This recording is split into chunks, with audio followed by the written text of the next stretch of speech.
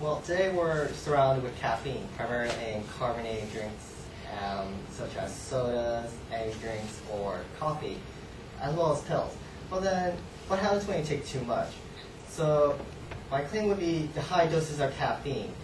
One of my 3 points would be the health risk, the addiction, and the harmful effects to children. The moderate amount of caffeine is about 200 milligrams. A higher dose is 500 milligrams, which is equivalent of 4 small cups of coffee or 4 Rockstar energy drinks. These higher doses of caffeine induces more negative effects than what a moderate amount would be. The moderate being a common headache, while the higher dose would be the anxiety, restlessness, insomnia, stomachache, headaches, and tachycardia, which is the change in your heart rhythm. It also increases a chance of osteoporosis because caffeine tends to repel water, which causes you to urinate more, and urine generally has more calcium in it, so you lose more calcium. Higher doses also a lethal dose, as such some has actually died from caffeine. These high doses of caffeine can cause convulsions, and still higher doses can cause death from respiratory failure, also known as due to change of heart or tachycardia. The high doses of caffeine also improves your performance at the beginning, but eventually you'll crash. So another thing is that high doses of caffeine leads to addiction. Caffeine is considered a psychoactive drug because it is actively changing your mental state. Headaches associated with abrupt cessation of caffeine use have been experienced by millions in their daily lives and constitute the most typical feature of caffeine withdrawal, and the most immediate evidence that caffeine supports a physical dependence. What's worse about the high dose of caffeine is that your body tends to adapt.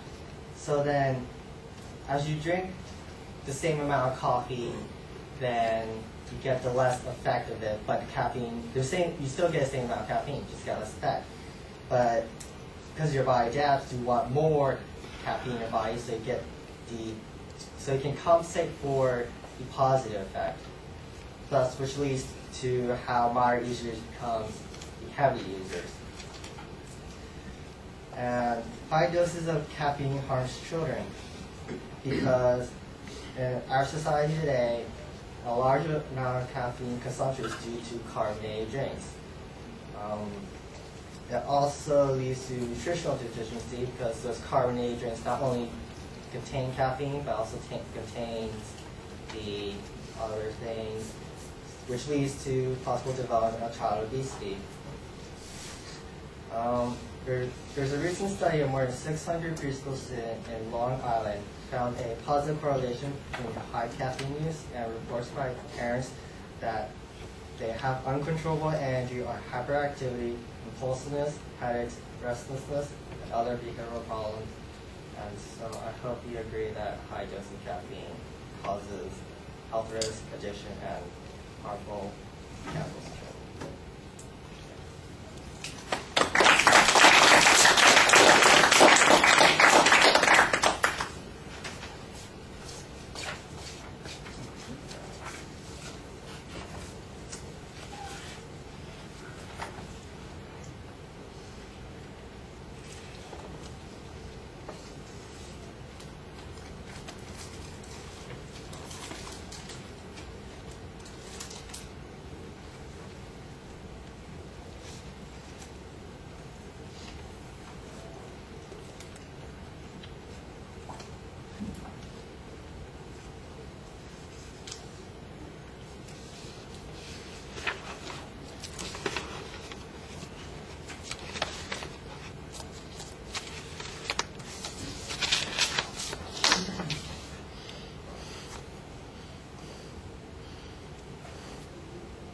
All right, I'm looking at it. You've got it written here. I heard you say it. The following phrase, high doses of caffeine, is not a claim. It's not a sentence. There's no verb. There's no declarative statement here. It's just a topic area. So you need to tell us, what about them? What about those high doses of caffeine? And the argument is probably pretty straightforward. high doses of caffeine can lead to significant health problems. That's a claim, and that's what you need to have as your proposition. I'm not sure how much controversy there is on this because I think some of the health risks are pretty well known, so is there really any dispute about that? The way to maybe develop the notion that there is a dispute about caffeine consumption is to talk about how much caffeine consumption there is, how people ignore the warnings, how people are running into this problem more frequently. Give us some context for why this is something that we need to be talking about, as opposed to what it turns into, which is an informative speech cataloging some of the potential issues related to high caffeine use without necessarily explaining to us what's controversial about any of those things. Now, you did do a nice job setting up what the secondary points were going to be in the speech. I thought that you laid those out pretty well at the beginning of the presentation.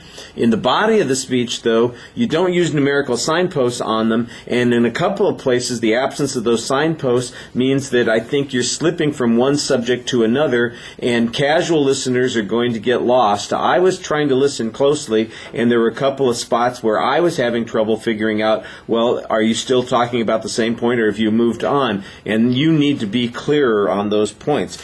And there shouldn't be a problem with doing that because you've already got them labeled at the beginning of the speech. So why that was an issue, I'm not sure. You usually have explanations and ideas, which are not bad to have in the background of the argument, and sometimes they help us understand the context, but that's mostly the only proof that you have. I didn't hear a source citation on any of these dangers. You mentioned, for instance, at one point, the amount of caffeine that would be potentially dangerous is in 4 of those energy drinks, and I know that you got that from someplace, but you didn't tell us where you got that from. When you talked about the change in the heart rhythm, I know that that's a warning that you had, but you didn't tell us where that warning came from, what doctor, what a medical association, what a government agency is telling us any of those kinds of things. We never get that. In fact, early on, you had one piece of, it sounded like it was a quote, although it was never attributed, that had a long laundry list of potential problems for caffeine consumption, and you treated them as if they were all fact. And I tell you what, if this is coming from a medical authority presenting it as a fact, that would tell me that it is a fact. If it's somebody's opinion, at least I'd know that you were making an inference. But I don't know either of those kinds of things because of the way the information is being cited here, and that is a problem. Let's see. On presentation, you have a tendency to drop your voice. Whenever there's some uncertainty, you drop out. And I thought it was kind of strange at the end. Although you had a very effective summary, I think that does a better job of telling us what your argument was than the opening part of the speech. It sounded like you're sort of bailing out on the speech because you kept dropping your voice the more that you went into the speech. I think you'll notice that when you watch it back later on. You'll probably be able to see what I'm talking about here. Maybe you know it, but I'm not sure if people are always aware of the things that they do sometimes when they deliver their speeches. All right, thank you.